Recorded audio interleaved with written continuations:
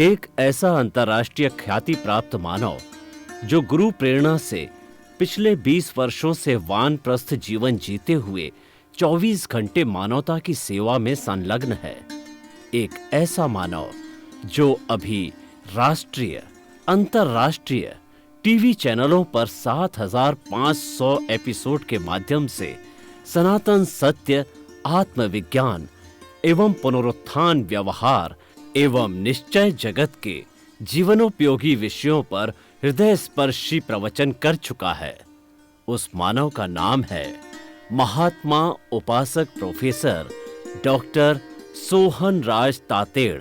Professor Tated द्वारा योग, दर्शन, शिक्षा विषयों पर रचित पीएचडी स्तर के 250 शोध ग्रंथ भारत के 100 प्रतिष्ठित विश्वविद्यालयों में शोधार्थी पढ़ रहे हैं तथा वे सभी शोध ग्रंथ वहां की सेंट्रल लाइब्रेरियों में उपलब्ध हैं। महात्मा सोहन राज ने अभी तक हजारों स्कूलों, कॉलेजों, विश्वविद्यालयों एवं संस्थाओं में सेमिनार, वर्कशॉप, कैंप लगाकर लाखों विद्यार्थियों को योग, दर्शन, शिक्षा का प्रशिक्षण देकर उन्हें सुसंस्कारित किया। डॉक्टर तातेड़ ने भारतीय संस्कृति उत्थान के 4,000 से अधिक समसामयिक विषयों पर आर्टिकल लिखकर ऑनलाइन जर्नल, पत्रिकाओं, वेबसाइट्स पर प्रकाशित किया, जिसका उपयोग लाखों पाठक कर रहे हैं। उपासक तातेड़ के 5,000 से अधिक आज का सुविचार, आज का शुभ संदेश, आज का मंगल भावना योग आदि चिंतन websites, Twitter, blogger, Facebook, YouTube माध्यमों से लाखों लोग अपना जीवन निर्माण कर रहे हैं। मानवता के मसीहा ऐसे महामानव महात्मा सोहन राज तातेड़ के प्रोफाइल को अभी तक विश्व के 20 लाख दर्शक यूट्यूब पर, 12 लाख गूगल पर एवं लाखों दर्शक फेसबुक, ब्लॉगर, ट्विटर और इंस्टाग्राम पर देख चुके हैं।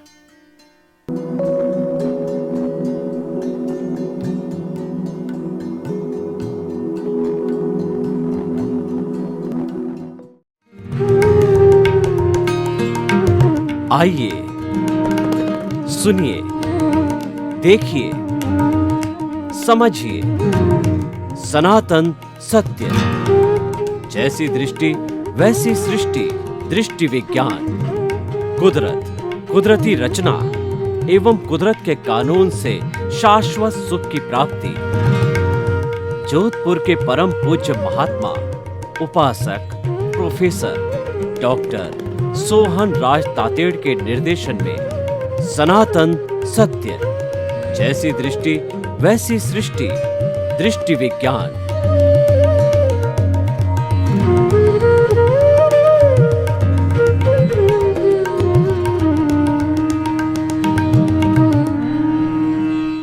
भाई और बहनों, मातृशक्ति को नमन। स्टूडियो में आपका हार्दिक स्वागत है, अभिनंदन है, सत्कार है। हम आज आपको आत्मविज्ञान कार्यक्रम के तहत सही दृष्टि, सही सोच, राइट विजन, राइट थिंकिंग के तहत आपकी जो आपके रॉन्ग बिलीफ है, आपकी जो गलत सोच है, उसको सही सोच में बदलने के लिए आए हैं। हम आपको आत्मविज्ञान बताने आए हैं, साइंस ऑफ द सोल बताने आए हैं। आपको ये बताने आए हैं कि कुदरत का क्या कानून है और ये जो है अल्टीमेट ट्रुथ क्या है, व्हाट इज द रियलिटी, सनातन सत्य क्या है। ये हम आपको इस एपिसोड के माध्यम से, इस कार्यक्रम के तहत हम आपको बताना चाहते हैं। तो आज हमारा बहुत ही सुंदर विषय जो है हमारे उम्र से जुड़ा हुआ है, वो हमारा आज विषय है कि आयुष्य कर्म का निर्धारण। बहुत सुंदर विषय है भाई और बहनों। आयुष्य किसे कहते हैं कि व्यक्ति जन्म लेता है और मृत्यु तक होता है, वो जितने समय तक जिंदा रहता है उसको आयुष्य कहते हैं और उस पीरियड को, उस अवधि को आयुष्य काल कहते हैं। तो आज हमारा विषय है कि आयुष्य काल का निर्धारण, यानी आयुष्य काल का निर्धारण कब होता है। इस शरीर के रहते रहते, इस जन्म के रहते रहते जो हम आयुष्य काल पूर्व जन्म से लेकर के आए हैं। हम पुनर्जन्म में विश्वास करते हैं। हमारी आत्मा पहले थी, आज है और आगे भी रहेगी, और ये तब तक घूमती रहेगी, 84 लाख जीवा योनि उत्पत्ति स्थानों में जन्म लेती रहेगी, जबकि अपना इस कार्बन शरीर के एक एक कर्म को, एक एक पुद्गल को, एक एक परमाणु को समाप्त करके और इसको जीरो नहीं कर देगी। इसको संपूर्ण निर्जरा कहते हैं। संपूर्ण इस जड़ तत्व को झरण नहीं किया जाएगा, तब तक ये आयुष्य होता रहेगा।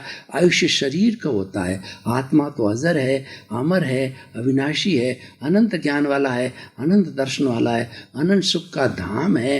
ये टंकोत्कीर्ण है, अव्यबाद है, और ये मन वचन काया से मुक्त ऐसा शुद्ध आत्मा।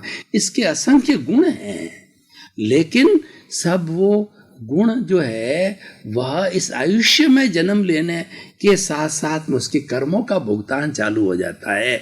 ये जो शरीर मिला है ये पूर्व के जन्मों के कर्मों के लिए भुगतान के लिए मिला है, डेबिट क्रेडिट के लिए मिला है, और उसी को आयुष्य कहते हैं। 60 वर्ष का आयुष्य, 70 वर्ष का आयुष्य। हम कहते हैं कि मैं 60 वर्ष का हो गया। 60 वर्ष का होने का मतलब जन्म की डेट से, मोमेंट ऑफ द बर्थ से लगा करके आज मैंने 60 वर्ष पूरे कर लिए हैं, उसको हम आयुष्य कहते हैं। तो अभी आयुष्य काल का निर्धारण कैसे होता है? ये इसी जन्म में हो जाएगा। जब तक हम इस जन्म के अंदर आयुष्य का बंधन नहीं कर लेंगे, तब तक हमारे को ये आत्मा इस शरीर को छोड़ नहीं सकती, इसी में रहेगी। और आयुष्य जो ही संपन्न हुआ, जो कि पूर्व जन्म से लेके आए हैं, एक क्षण भी शरीर में नहीं रह सकते। हमें इस शरीर को छोड़ना पड़ेगा, इस जड़ को हमें छोड़ना पड़ेगा। तो देखिए आयुष्य का निर्धारण कैसे होता है। ये प्योर मैथमेटिक्स है, जैन दर्शन के पर आधारित जो है आयुष्य कर्म को निर्धारण को, जो ये 8 कुल मिला के चांस मिलते हैं। कैसे मिलते हैं इस मैथमेटिक्स को मैं बताना चाहता हूँ। मैं कुछ एजम्पशन के माध्यम से चलूँगा।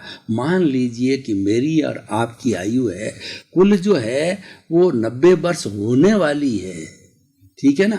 तो 90 वर्ष होने वाली है, तो ये 90 वर्ष की जो आयुष्य है उसके 2 भाग करिए। तो हमारा इस जन्म को जो 90 वर्ष का आयुष्य, इसके 2 भाग करिए। जो है 2 भाग का मतलब हो गया कुल 3 भाग करिए, 30, 30 और 30। तो उसमें से 2 भाग यानी 60 वर्ष पहले 90 वर्ष की मेरी आयुष्य मैंने माना, तो 90 वर्ष की आयुष्य के अंदर जो 2/3 है यानी 60 वर्ष के अंदर जो है मेरे आयुष्य का बंधन नहीं होगा।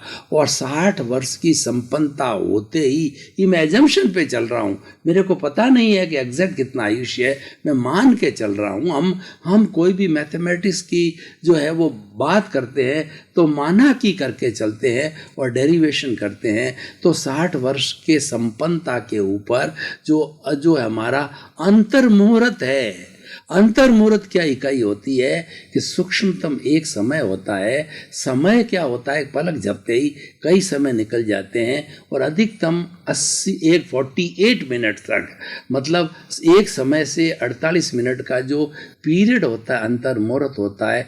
इसके अंदर अंतर मुहूर्त एक जैन धर्म के अंदर बहुत बड़ी ऐसी टर्म से मान्यता प्राप्त है, इसको समझना जरूरत है। इस पीरियड के बीच के अंदर कभी भी आयुष्य का बंध हो सकता है। जैसे मेरे भाव होंगे वैसा इस पीरियड के अंदर वैसे नरक गति, तिर्यंज गति, मनुष्य गति, देव गति का बंधन हो जाएगा। और आयुष्य का प्रकृति तो आयुष्य कर्म हो गया, और स्थिति का मतलब होगा कि मेरे भाव कैसे हैं, वो अगले जन्म की स्थिति बढ़ेगी। अगला 60 वर्ष होगा, 90 वर्ष होगा, 100 होगा, 50 होगा या 5 साल हो गया होगा, वो उस वक्त के उस अंतर मुहूर्त में भावों पर निर्भर करता है। तो प्रकृति, स्थिति, प्रदेश का मतलब ये है कि वो 60 वर्ष तक आयुष्य काल रहेगा। तो कितने क्वांटिटी के आयुष्य कर्म के परमाणुओं के द्वारा होगा, क्योंकि इसके अंदर ये हमारे कर्म जितने भी है, चाहे घाती हो चाहे अघाती हो, कुल जो है 8 तरह के कर्म, उसकी डिटेल में नहीं जाना चाहता। 148 प्रकृतियाँ होती है, सबका जो है वो प्रकृति, स्थिति और प्रदेश बनता है। ये मतलब जो है कितने समय तक वो रहेगा, समय का हम निर्धारण कर रहे हैं। और उसके बाद के अंदर जो है कितने परमाणुओं के रूप में रहेगा। तो हर बार जो है, इस बार को मैंने एक बार विस्तार में बताया, आगे जो जो टुकड़े करूँगा मैं विस्तार से नहीं बताऊँगा कि प्रकृति स्थिति प्रदेश अनुभाग का बंध हर कर्म का तुरंत ही कर्म के बंध के साथ में हो जाता है। तो हमने 60 वर्ष के अंदर मान लो आयुष्य का बंध नहीं हुआ। मैं धीरे धीरे करके आपको 8 अटेम्प्ट, 8वीं अटेम्प्ट के ऊपर लास्ट में जब 90 साल संपन्न हो रहे हैं उस स्टेज तक ले जाऊंगा। पहली स्टेज क्लियर हो गई, उसके बाद में जो 30 वर्ष बचे उसके 3 भाग करिए तो 70, 80, 90 इसके 2 भाग यानी 80 वर्ष की संपन्नता के ऊपर जो है वह अंतर मुहूर्त, उसको रिपीट कीजिए कि अंतर मुहूर्त में जैसे भाव होंगे, जैसी लेशियाएं होगी, उसके अनुसार प्रकृति स्थिति प्रदेश अनुभाग आयुष्य का बंधन हो सकता है। पर मान लीजिए मिस हो गया, क्योंकि आपको पहली बार में भी हो सकता है, ये दूसरी बार बताया उसमें भी हो सकता है, लेकिन मेरे को 8 स्टेजेस को पूरा करना है। तो अगर मैं ये मान लूँ यहाँ हो गया तो पिछली 6 जो है वो आपको एक्सप्लेनेशन नहीं होगा, क्योंकि मैं तो सब चीज़ एजम्पशन पे चल रहा हूँ, सब मान करके चल रहा हूँ, प्योर मैथमेटिक्स पे चल रहा हूँ। 2 स्टेजेस गई, अब तीसरी स्टेज 80 से 90, 10 वर्ष बाकी रहे मेरी उम्र के। तो 10 वर्ष के अंदर फिर 3 टुकड़े करो, 3.3 इसका मतलब हो गया कि 6.6, 86.66 पे जो है वो फिर हमारा अंतर मुहूर्त में आयुष्य का बंधन अगर हुआ नहीं हुआ तो आगे चलिए 80 जो है 86.66 के 90 के बीच जो है जो टर्म है उसके फिर टुकड़े कीजिए। इस तरीके से टुकड़े टुकड़े करने के बाद के अंदर जो अंतिम 8वां जो टर्म आता है वह अंतर मुहूर्त 90 ईयर्स के कंप्लीशन का अंतर मुहूर्त है। उसके अंदर तो कर्म आयुष्य का बंधन होना ही पड़ेगा। उसके बंधन होने के लिए कहा जाता है अंतमति सो गति। अंत समय में जब ये शरीर जो है छोड़ रही आत्मा, और वो अंतर मुहूर्त मैंने बताया एक समय भी हो सकता है और 48 मिनट भी हो सकता है, इसके बीच में जो समय बचा हुआ है तो उसके अंदर जैसी हमारी जो है वो हमारी भावना है और उसी के अनुरूप जो है हमारा अगले जन्म का जो है हमारा आयुष्य का बंध हो जाता है। वो प्रकृति स्थिति प्रदेश अनुभाग के अनुसार हो जाता है, और होकर के जो है हम ये शरीर को छोड़ करके उसके जैसे हमने 60 वर्ष की आयुष्य का बंधन किया और हमने मनुष्य गति का बंधन किया, तो ये तो हो गई जो है मनुष्य गति, और 60 वर्ष हो गया स्थिति हो गया, और उसके बाद किस माँ के गर्भ में जाके जन्म लेगा, कौन से स्थान पे जाके जन्म लेगा, सब निर्धारित हो जाता है। प्रकृति स्थिति प्रदेश अनुभाग, और ये कैसा जन्म वो आयुष्य का होगा, अच्छा होगा या बुरा होगा, तो मनुष्य गति है तो अच्छा ही होगा, लेकिन उसके बाद में गोत्र कैसा होगा वो सारा निर्धारण हो जाता है। वो सारा निर्धारण होकर के तुरंत आत्मा, इधर तो डॉक्टर कहता है नाउ इट इज डेड, और वो आत्मा इस शरीर को छोड़ के अंतराल गति से, जैसा कि मैंने इसको अलग से विषय लेंगे कि अंतराल गति के अंदर आत्मा और हमारा जो ये जड़ पदार्थ कार्बन शरीर जिसको कि लिंग शरीर कहते हैं, कॉजल बॉडी कहते हैं, ये वेयर हाउस है। और जो हमारी आत्मा है ये तो निष्क्रिय है, ये तो न तो हलन करती है न चलन करती है, ये तो अपने आनंद के अंदर रहती है, और ये गोदाम है, वो हिलता डुलता ही नहीं है। तो अब इनको कौन ले जावे, समय हो गया है, 90 वर्ष पूरे हो रहे हैं, तो इनको धक्का देने वाला तेजस शरीर होता है। इन दोनों को धक्का दे करके, और जहाँ प्रकृति स्थिति प्रदेश अनुभाग जैसा मैंने बताया माना कि 60 वर्ष का आयुष्य लिया है, तो वह क्योंकि मनुष्य गति के अंदर जन्म ले रहा है तो वह एक समय में सीधा जा करके वह अनारक स्थिति के अंदर उस माँ के गर्भ में जन्म ले लेगा। और वो अगर तिर्यंच गति में दे लेता है, मतलब 2 समय लेगा, एक मोड़ लेगा, उस मोड़ के ऊपर वो भोजन ग्रहण करेगा, और भोजन ग्रहण इसको आहारक स्थिति होती है, और 2 समय में जाकर के जन्म ले लेगा। और उसके बाद के अंदर तीसरी अगर और विषम स्थिति होती है तो 3 समय लेता है। मान लीजिए कि वो तिर्यंच गति में होता है, तो वो देव गति में होता है। तो अधिकतम जो इस तरीके से 4 समय होते हैं, 4 समय के अंदर 2 समय आहारक होते हैं, 2 अनाहारक होते हैं, और अधिकतम 4 समय 3 मोड़ के अंदर वो जा कर के वो, मतलब ये इतना माइन्यूट है कि वो कैलकुलेशन की परिभाषा में नहीं आता है। हम कह सकते हैं तुरंत आत्मा है, जैसा आयुष्य का बंध किया है वो दूसरे जन्म में जाकर के जन्म ले लेती है। तो भाई और बहनों, 8 कुल अटेम्प्ट्स मिलती है। पहली अटेम्प्ट में भी हो सकता है, दूसरी, तीसरी, चौथी, 5वीं, 6ठी, 7वीं, 8वीं अटेम्प्ट में कभी भी हो सकता है। इसका कोई फिक्स रूल नहीं है, ये तो भावों पे निर्भर करता है। तो क्वेश्चन ये है कि इतनी आयुष्य कर्म के निर्धारण की जो बात कही गई है, उससे मनुष्य को समझना क्या है? हमको समझना ये है कि वो हमको पता नहीं है कि आयुष्य का बंध कब होगा। तभी हमारे महापुरुषों ने, हमारे ऋषियों ने, मुनियों ने, हमारे तीर्थंकरों ने और हमारे जो प्रवचन देने वाले उन्होंने बताया है कि हर क्षण शुभ विचार रखो। भाव बिगाड़ोगे तो भाव बिगड़ जाएगा। अर्थ ये है, अगर उससे अशुभ भावों में आपका आयुष्य बंद हो गया तो आपको अशुभ गति मिलेगी। इसीलिए हर क्षण शुभ रखो। शुभ जो है वो विचार रखने से राग द्वेष नहीं होता है, राग द्वेष नहीं होने से कर्मों का बंधन नहीं होता। इस दुनिया में सारी चीज़ों में किसी से कर्म बंध नहीं होता है, किसी से व्यक्ति 84 लाख जीवा योनि के अंदर नहीं भटकता है। केवल एक ही चीज है राग द्वेष, उसी से भटकता है। इसीलिए हमारे तीर्थंकर भगवान को जितेंद्रिय कहा है। उन्होंने क्या जीता? उन्होंने राग द्वेष को जीता। राग द्वेष कौन? क्रोध, मान, माया, लोभ हमारे भीतर के शत्रु है। उन शत्रुओं को जीता और उनको कषाय बोला जाता है। उसको जीत करके वो जितेंद्रिय होकर के, और वो जो वीतराग बने, वीतराग के अंदर सबसे ज़्यादा मोह को छोड़ा जाता, राग द्वेष समाप्त हो जाते हैं। और वीतराग बनने के बाद में अंतर्मुहूर्त की 12वां गुण स्थान वीतराग का होता है। और वीतराग होते ही, पूर्ण वीतराग होते ही जो है अंतर्मुहूर्त के अंदर केवल ज्ञानी बन जाता है। और केवल ज्ञानी बनने के बाद में जो 13वां से 14वां गुण स्थान है, जितना आयुष्य बाकी रह जाता है आयुष्य को भोगना पड़ेगा। और उसको 12वें 13वें गुण स्थान में जाने के बाद के अंदर कोई तरह के अशुभ भाव नहीं रहते। अशुभ चलिए उसको इरियापथिक भोग बोला जाता है कर्मों का। उसमें शुभ ही रहता है, शुभ आयुष्य रहता है। शरीर है तो इसके अंदर मन वचन काया है, तो इसमें शरीर से जुड़े हुए कर्म तो रहते ही हैं। कौन कौन से?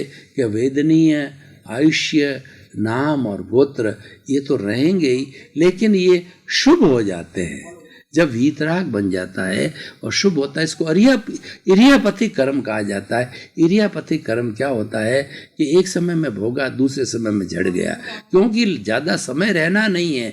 वो तो इसीलिए शुभ हो रहा है, और वो सारा शुभ का होगा, अशुभ नहीं होगा, क्योंकि आयुष्य अभी उसका, जैसे भगवान महावीर का जो है केवल ज्ञान होने, केवली बनने के बाद में उनको जो है 30 वर्ष तक का उनका उम्र रहा। तो 30 वर्ष तक जो है उनके इरियापथिक का भोग हुआ। एक समय में शुभ जो है शरीर से जुड़े हुए अघाती कर्म तो रहेंगे ही। वो जो है हमारा आयुष्य तो 30 वर्ष का आयुष्य हो गया। शुभ नाम गोत्र तीर्थंकर का है ही है, और जो है वो गोत्र कर्म उसका, उनका तीर्थंकर बन गए, गोत्र तो है ही है।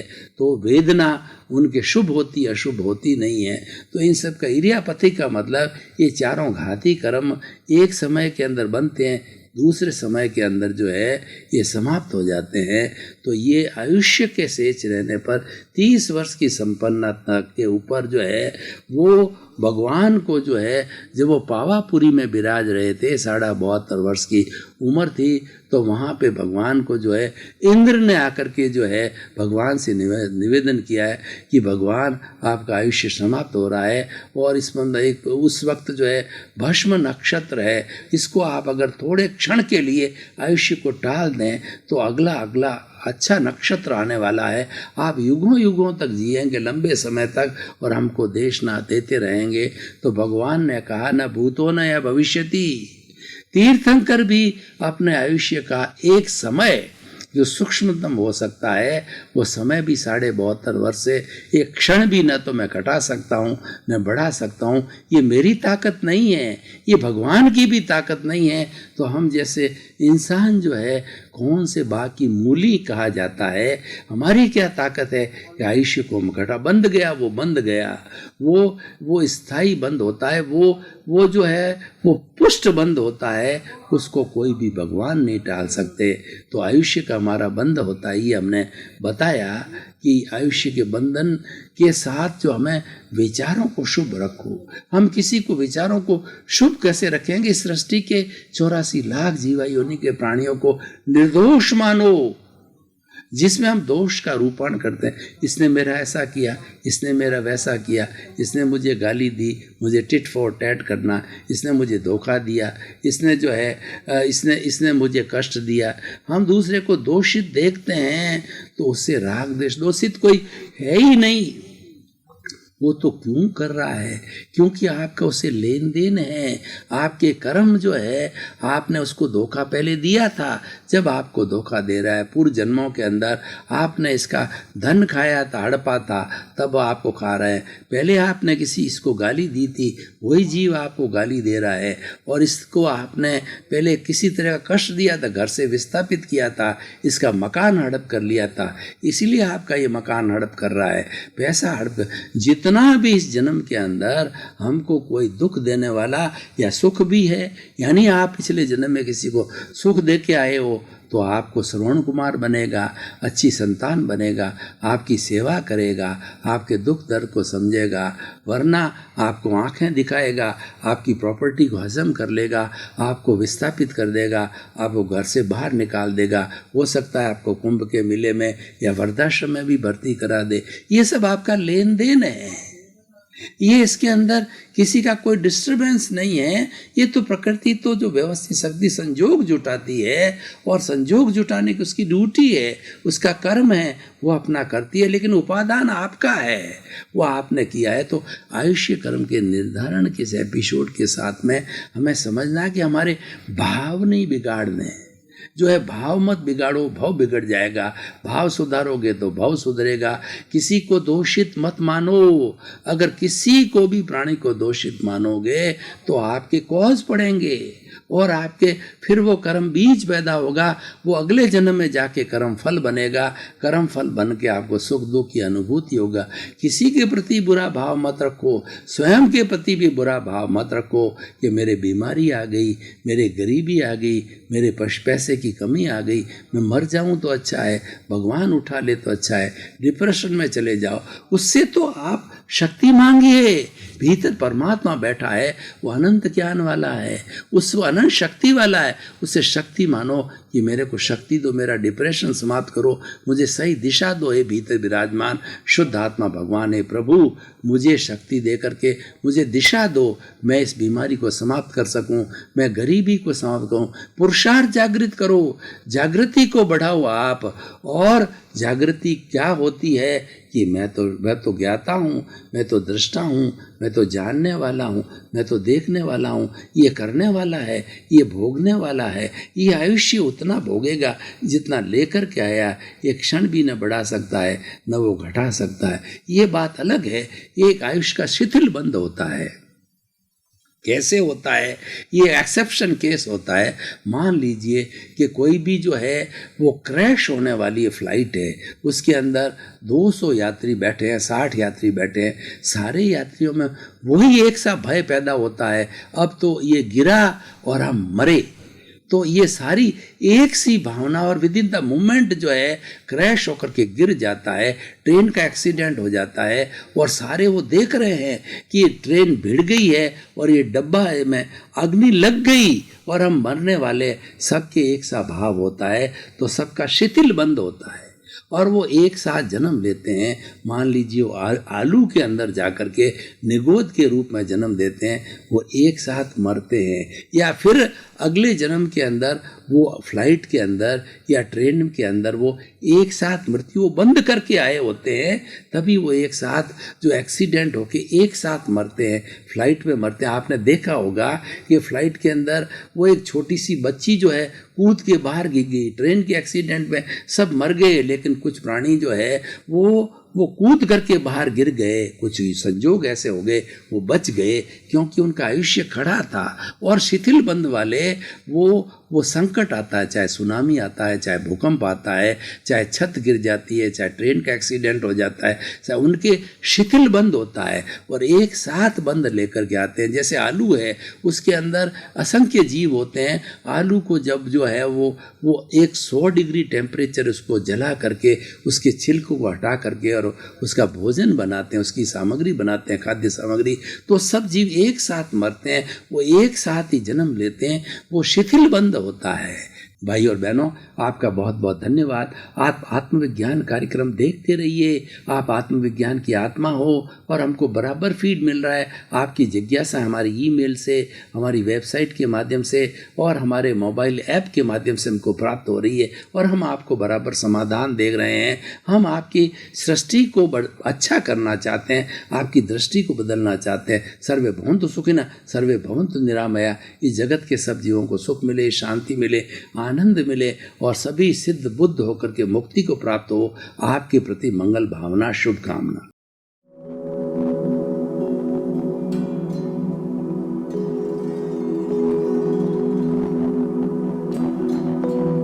एक ऐसा अंतर्राष्ट्रीय ख्याति प्राप्त मानव जो गुरु प्रेरणा से पिछले 20 वर्षों से वानप्रस्थ जीवन जीते हुए 24 घंटे मानवता की सेवा में संलग्न है। एक ऐसा मानव जो अभी राष्ट्रीय, अंतर्राष्ट्रीय टीवी चैनलों पर 7,500 एपिसोड के माध्यम से सनातन सत्य, आत्मविज्ञान एवं पुनरुत्थान, व्यवहार एवं निश्चय जगत के जीवनोपयोगी विषयों पर हृदय स्पर्शी प्रवचन कर चुका है। उस मानव का नाम है महात्मा उपासक प्रोफेसर डॉक्टर सोहन राज तातेड़। प्रोफेसर तातेड़ द्वारा योग, दर्शन, शिक्षा विषयों पर रचित पीएचडी स्तर के 250 शोध ग्रंथ भारत के 100 प्रतिष्ठित विश्वविद्यालयों में शोधार्थी पढ़ रहे हैं तथा वे सभी शोध ग्रंथ वहां की सेंट्रल लाइब्रेरियों में उपलब्ध हैं। महात्मा सोहन राज ने अभी तक हजारों स्कूलों, कॉलेजों, विश्वविद्यालयों एवं संस्थाओं में सेमिनार, वर्कशॉप, कैंप लगाकर लाखों विद्यार्थियों को योग, दर्शन, शिक्षा का प्रशिक्षण देकर उन्हें सुसंस्कारित किया। डॉक्टर तातेड़ ने भारतीय संस्कृति उत्थान के 4000 से अधिक समसामयिक विषयों पर आर्टिकल लिखकर ऑनलाइन जर्नल, पत्रिकाओं, वेबसाइट्स पर प्रकाशित किया, जिसका उपयोग लाखों पाठक कर रहे हैं। उपासक तातेड़ के 5000 से अधिक आज का सुविचार, आज का शुभ संदेश, आज का मंगल भावना योग आदि चिंतन websites, Twitter, blogger, Facebook, YouTube माध्यमों से लाखों लोग अपना जीवन निर्माण कर रहे हैं। मानवता के मसीहा ऐसे महामानव महात्मा सोहन राज तातेड़ के प्रोफाइल को अभी तक विश्व के 20 लाख दर्शक यूट्यूब पर, 12 लाख गूगल पर एवं लाखों दर्शक फेसबुक, ब्लॉगर, ट्विटर और इंस्टाग्राम पर देख चुके हैं।